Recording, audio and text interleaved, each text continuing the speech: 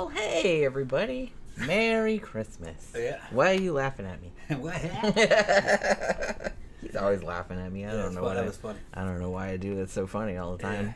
But yeah, Merry Christmas, everybody. Hope you had a good one. Yep, we're going to review 2 movies today. That are kind of...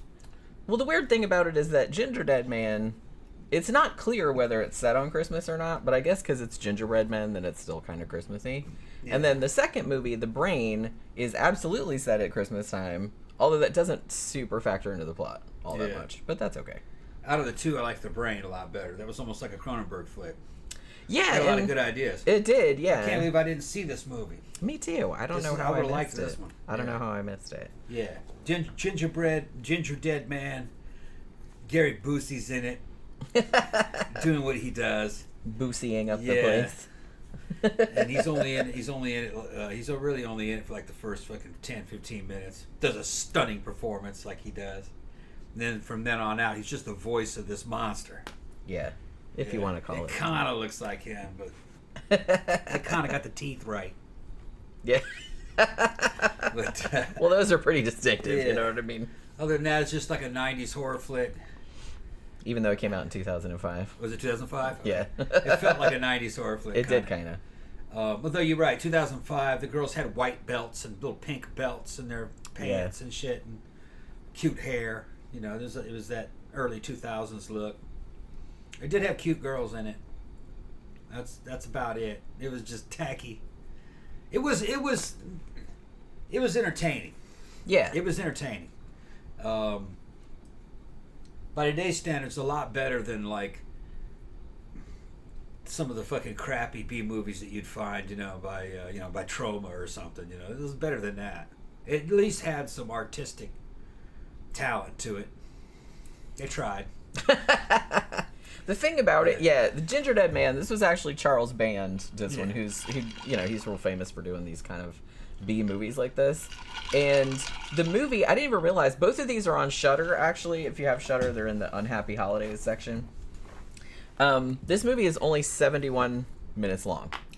And you can tell that there was a lot of padding in there. Because, as cool as it was when the Gingerdead Man finally comes to life and starts rampaging around, I didn't realize that there was going to be so much of, like, a love triangle story in there, too. Yeah. Like, between the girl at the bakery and then the delinquent guy and the bitchy girl. Yeah, and her dad. And and another thing I didn't realize until I looked up the notes, looked up the Wikipedia page afterward, is like all the characters had, like the main girl that worked at the bakery, her name was Sarah Lee. You know what I mean? Right. And then like the delinquent's last name was Cadbury. Yeah, okay. Yeah. And then like the guy that owned the place across the street was named Jimmy Dean, like the sausage or whatever.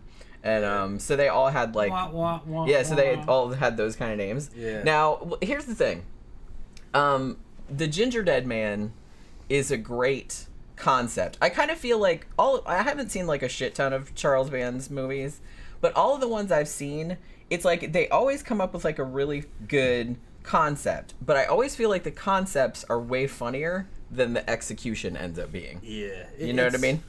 It's like back in the 80s. Back in the VHS days, where you and your friends would go down to fucking Blockbuster. Or what was the other one? Nighttime Video. Isn't that the other one? Nighttime Video? No. What was the other one? The Showtime. Showtime. I don't remember. Yeah, the one where you movie gallery. You could get R-rated and X-rated movies there at that one. Yeah. Well, they would at that particular rental place. They had kind of like the harder slashers type movies, and it kind of reminds me of when I was a kid back in the 80s. Every time a new movie would come out, it would have some kind of gimmicky premise. You know what I mean? Of where the monster came from, and it was the same kind of contrivances, but it was different. It was different every time. You know what I mean? And in this one, the idea is that a serial killer who wiped out a bunch of people, played by Busey.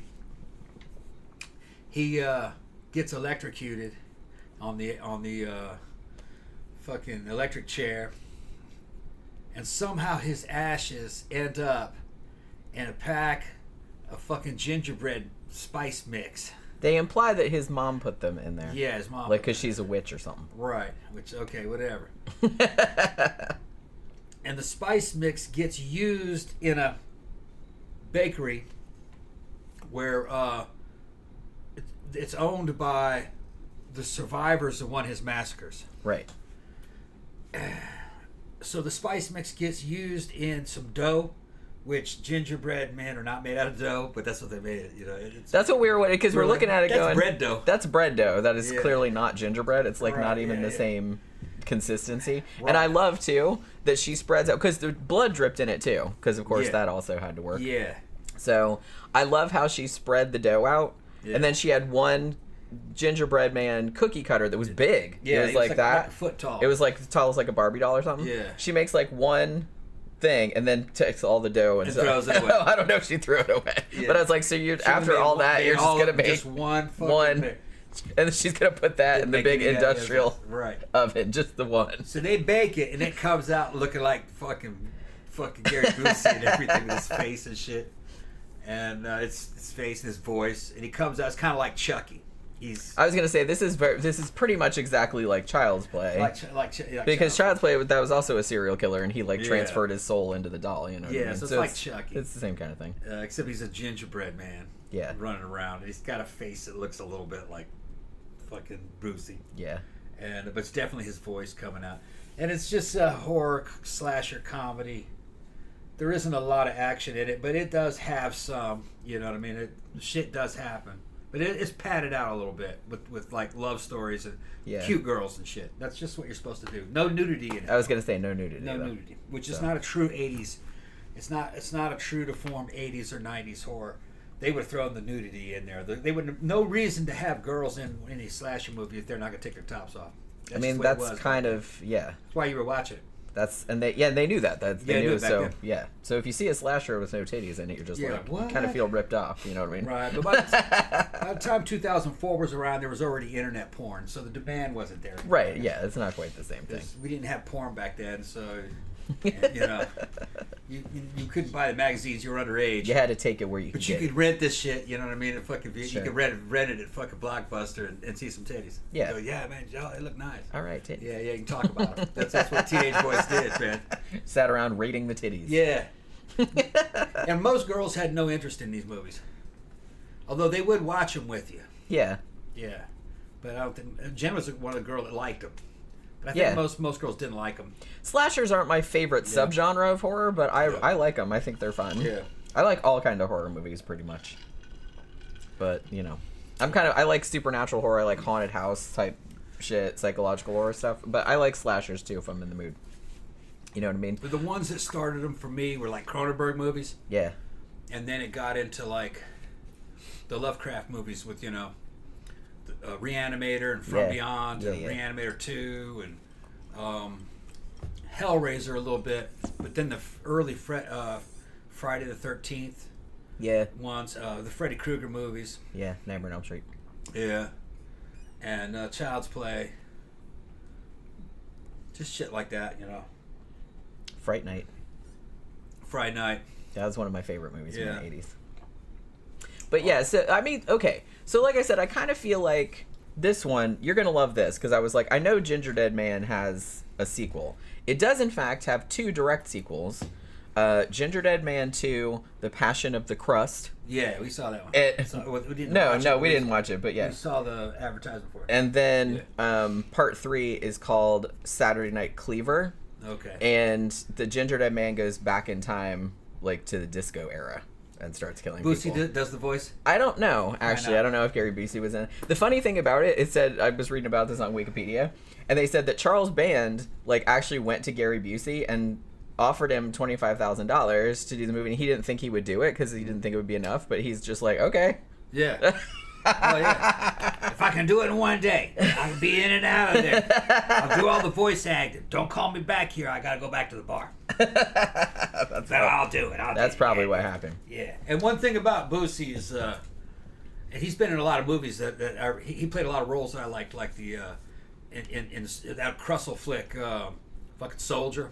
Oh, yeah. Yeah, he was in that. He played a good character. Well, Fucking, he played in that one of my favorite Steven Seagal movies, fucking Under Siege. Yeah, that's right. And one thing about Busey is that he doesn't phone the shit in. He fucking chews up the whole fucking scenery. Well, that's why you get Gary Busey. You get Gary Busey. You're gonna get your money's worth out of him. He's a fucking trip. Just see Silver Bullet. That's what he was at. He was at his zenith. He was at his Buseyest. The most Buseyest of all Busey. And his son is good too. We just saw him last night. Fucking. The Frighteners. We rewatched The Frighteners again last night, which has Jake Busey. So great. Jake Busey in it. Yeah, if you see the director's edition on Blu-ray, man, that cut is fucking awesome. That movie's a masterpiece. Yeah, we love that movie. Yeah. So yeah, we watched that again last night. We were drinking on Christmas Eve. Yeah, and his son, man, he Busey's the fuck out in that too. Yeah. Yeah, he was also in Nazis at the Center of the Earth. He was good at that. That's right. Yeah. We never did review that, did we? Or did we? Well, I think maybe we did. I don't remember if we did or not. That was a good movie too. But yeah, so then great documentary. So they did those 2 sequels. They were gonna do another one that was gonna be called Rebaked, but they never did make it. But then there's a whole bunch of crossover movies with Evil Bong. So there's Gingerdead Man versus Evil Bong, and then I think there's 2 other ones where there's like a crossover. And there's also a comic series which is called Baking Bad. And I was just like, this is what I mean about like the concept for these, and like the titles and stuff are like way funnier than the movie ends up being. Yeah. This does have its moments, but I feel like if you're gonna have a movie called The Gingerdead Man about like a little killer gingerbread man, then I think it needed to lean harder into that conceit. Well, I mean, I guess they couldn't afford it, and like budgetary problems. Sure, I mean the whole thing is shot in one room essentially. Well, no, that's not true. But it's shot about like it was shot in a bakery and around the bakery. Yeah, and whenever they have like an establishing shots of the bakery, it's obvious that the bakery sign is just a fucking tarp over the sign and with a hand painted fucking cheap looking sign. Because the first time I saw that sign, I was like, oof. That sign is so bad. Yeah, looks like it was done by a teenage girl. Not even finger paint. Yeah, it's like it looked like batik or something like that. It's terrible. DVD Dragon said Gary Busey probably wanted to snort the flour. LOL. Yeah. Yeah, he probably did. Yeah. Maybe he did. Maybe he did when they weren't looking. You know what I mean? Busey probably did this shit in 2 days, 2-3 days. Well, yeah, because really the only scene that he's in, like with his face, opening scene, is the opening scene where he blows all those people away in the diner, and then you don't see him again. No. You just hear his voice. So I imagine they probably could do that. Well, shit, man, that one scene they probably just shot that in a fucking hour. Yeah, probably shot him in 1 day. Yeah, I would imagine. And then did the voiceovers because it doesn't really seem. And honestly, there's he's in it and he says funny shit, but it's like he's not in it a lot. You know what I mean? Because like I said, I didn't realize how much of the movie was going to be taken up with Sarah Lee, the girl that runs the bakery, and her budding romance with the delinquent guy whose name was, what was his name?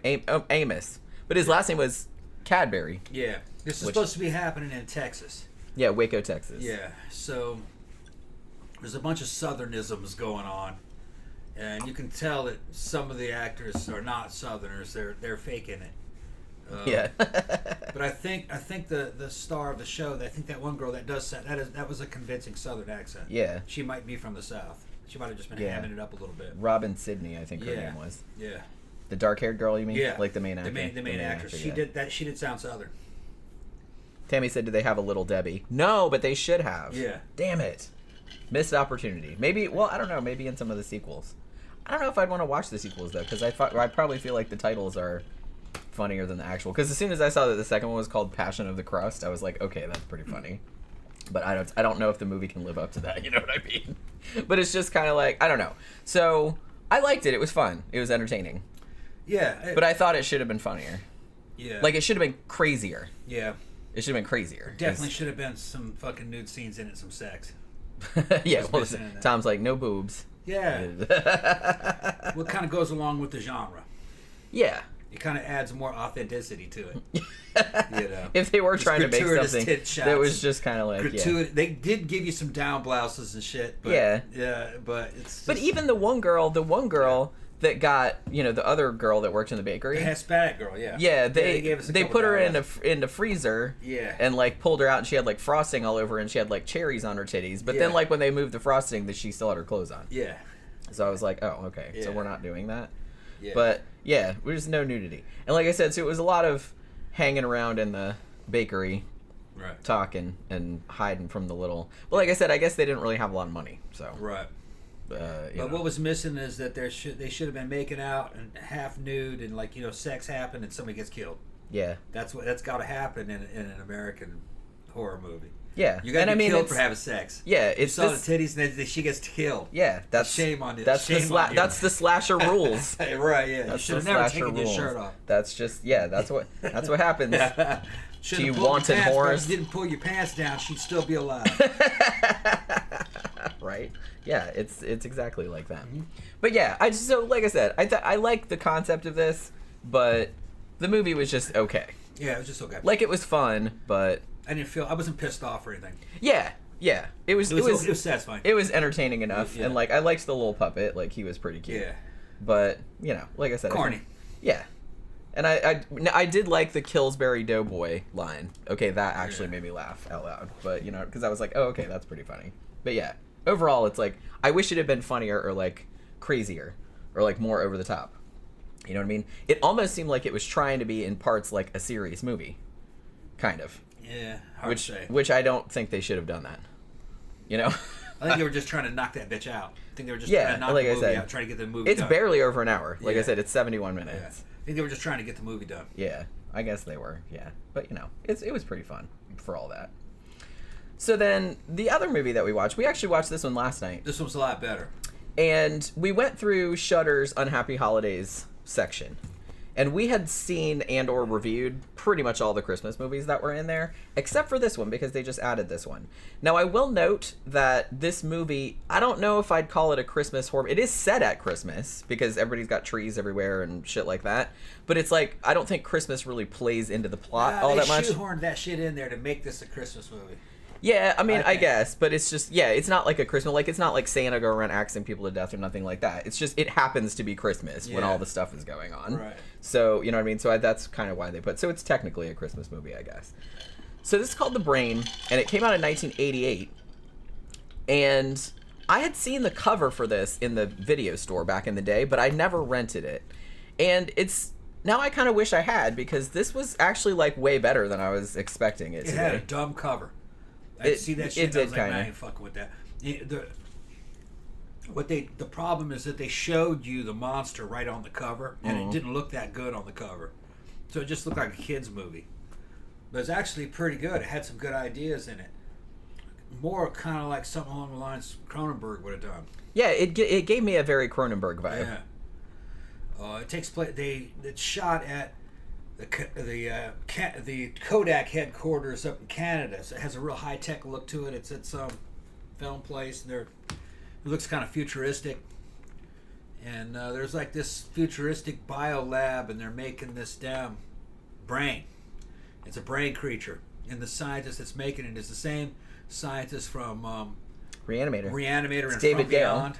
Yeah. From Beyond. It's the older guy, the guy who's fucking his severed head was going down on the chick. That guy. On Barbara Crampton. Yeah, on Barbara Yeah. Crampton. Yeah. That was a great scene. That was a great scene. It's an epic scene, man. An epic scene in Hollywood history, man.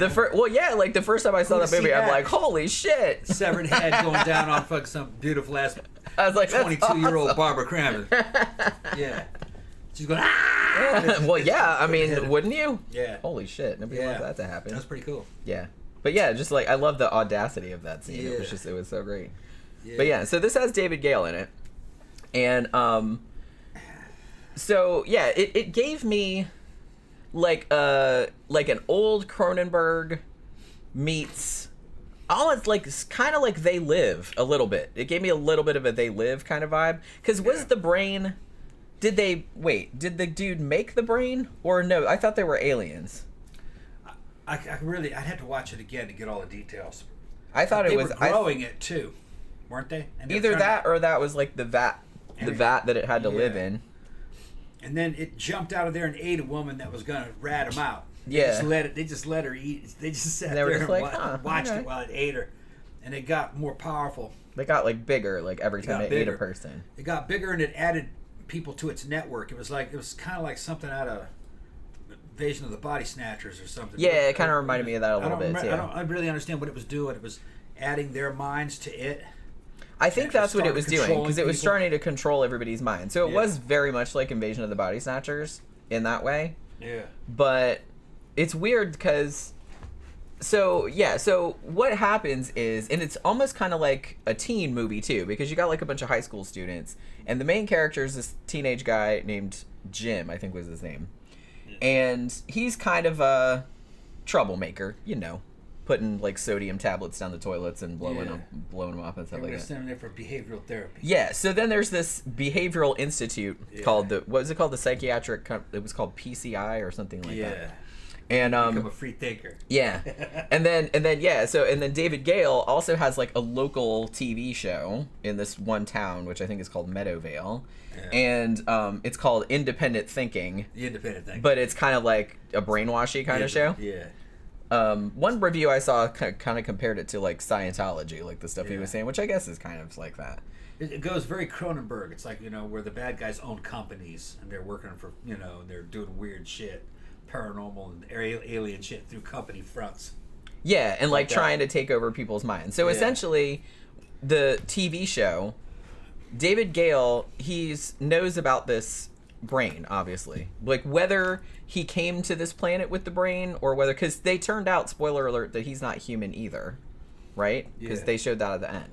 But so I don't know if he came to Earth and like brought this brain with him, and we're gonna like, he has the show and he's gonna like hypnotize everybody. So he's like hypnotizing all these people, and they're just doing it in this one town, and then they're gonna go nationwide. So like at the end, they're like, oh, the show's going national when they get enough people hypnotized to, because you're led to assume the brain gets bigger and bigger and bigger like as the movie goes on. It's not always just eating people. I think like as he absorbs people's minds or hypnotizes them, like it makes him more powerful, so he gets bigger.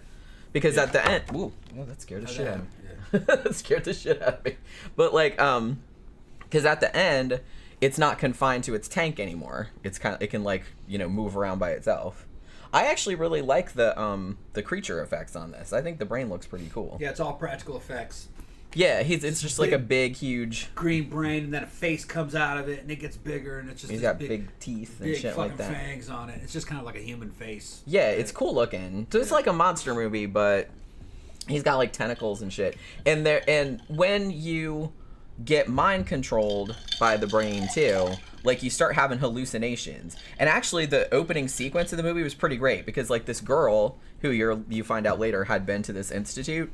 Like, she starts having hallucinations, and she's, like, in her room, and, like, her teddy bear starts crying blood, and tentacles and shit, like, start coming out the walls, and, like, the walls start closing in and stuff like that. It was, like, a really good opening scene. Then you don't really know the context of it, like, until later on. Yeah, and she kills mom, jumps out the window. Yeah, and shit like that. So, but then later on, you find out that she went there, and they were, like, mind-controlling people and stuff.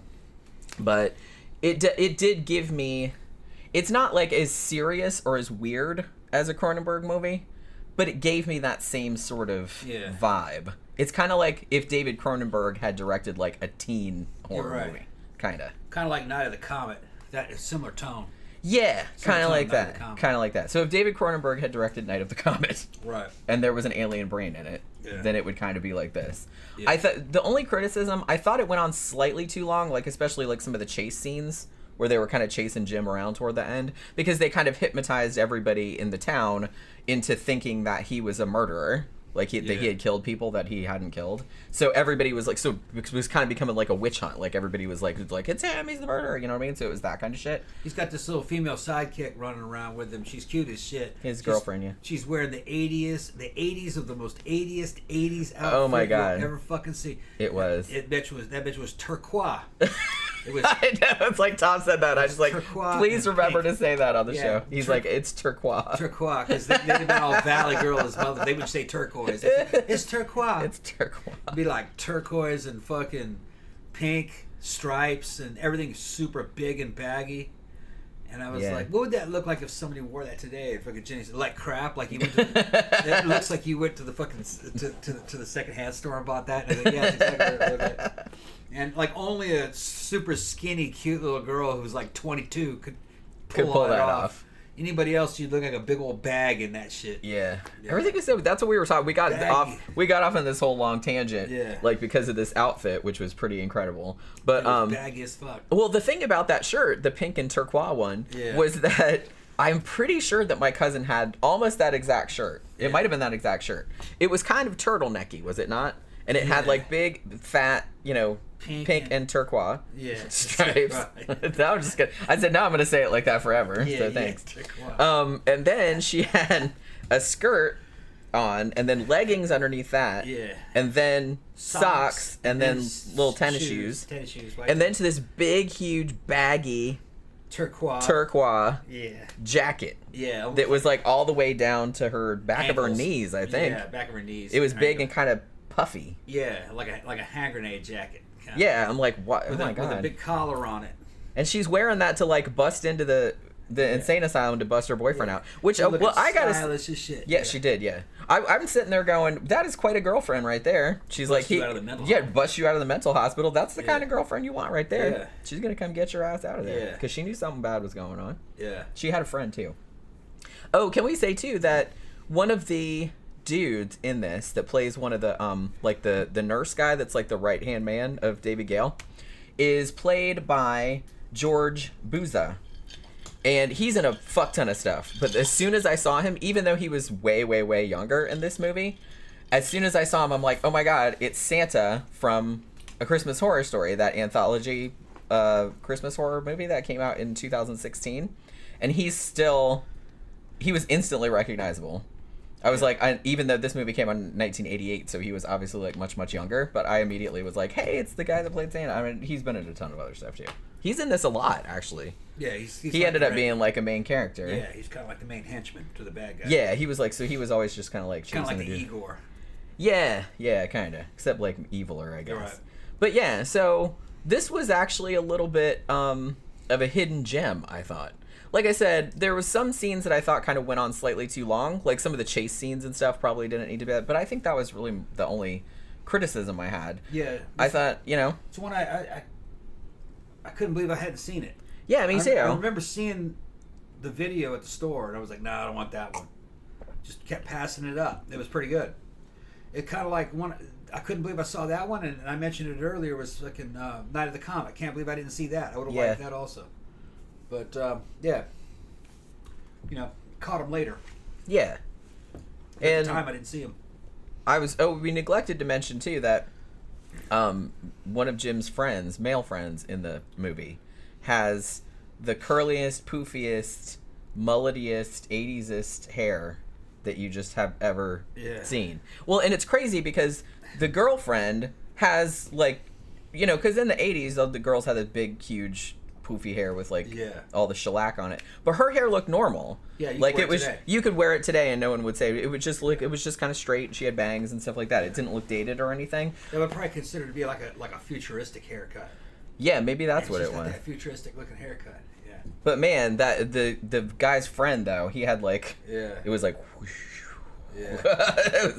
it was something else. They were trying to look real stylish. It kind of looked like I feel like John Taylor from Duran Duran had hair like that for a little while. Maybe not quite as poofy, but you seem like you're I'm sleepy. Kind of, yeah. Well, we kind of stayed up and drank a lot last night because it was Christmas Eve, and so, and then I think we slept till 10:30. Yeah. And got up and opened presents, and then we've been stuffing our faces all day. You know what I mean? Yeah, getting sleepy. Yeah. But I mean, we had good. Tom made a big ass ham and scalloped potatoes. Yeah. Brazilian cream corn. Got some pies. Yeah. Got some rolls, got all kind of stuff down there. Sweet potatoes. Yeah. It's good. But yeah. Oh, we got a bunch of booze for Christmas. Yeah. Yeah. A fuck ton. Yeah. We'll drink it. Not tonight. We can't drink it all tonight. We'll drink it up. We'll die. Yeah. If we drank it all this evening. But yeah. All right, so yeah, Tammy said, "Don't feel bad, Tom. I've never seen either of these movies." Yeah. Yeah, I mean, these were the off-brand movies, but yeah, they're pretty good. Like I said, Gingerdead Man, you're probably not missing much because I kind of feel like the concept is funnier than the actual movie. I can recommend The Brain. But The Brain, I actually liked it. Yeah. I was like, it was a lot better than I was expecting. Yeah. A lot better than I was expecting. Yeah, if you want to watch an 80s movie you hadn't seen, this was pretty good. Yeah, it's pretty decent. And like I said, it's technically a Christmas movie because it takes place on Christmas, but it doesn't really have anything to do with Christmas, but it just kind of happens around that time. All right, so I guess we're going to wrap it up and maybe go recover. And I got to take the garbage out. Oh, yeah, that's right, because garbage would normally come today, but obviously it's a holiday, so we got to put it out. And we've got all kind of garbage. Like got all kinds of garbage. Boxes and paper and all kind of shit. So, yeah, hopefully you guys have a good rest of your Christmas day. And we will... I don't know if I'm going to stream tomorrow because I did finish a book, but I haven't...